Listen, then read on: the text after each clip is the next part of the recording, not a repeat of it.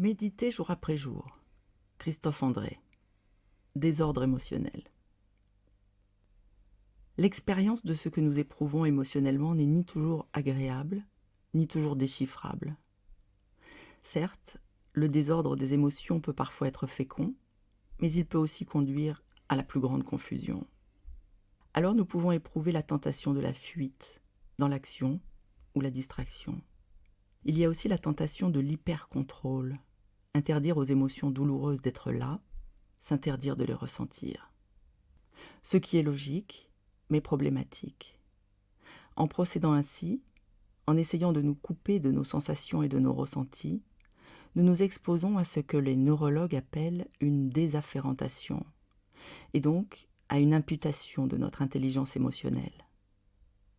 J'ai souvent vu des patients hypersensibles avoir opéré depuis des années une sorte de glaciation de leurs mouvements émotionnels, trop pénible pour eux.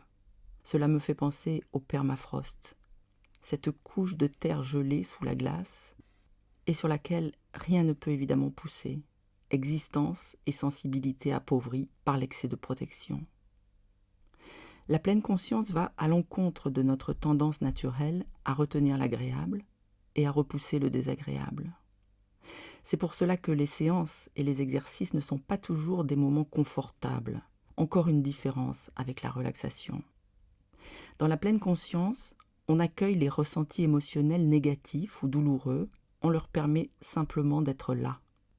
Ainsi, plutôt que de vouloir chasser sa tristesse ou résoudre son inquiétude, on commence d'abord par accepter leur présence, ce qui ne signifie pas accepter leur message et leur injonction.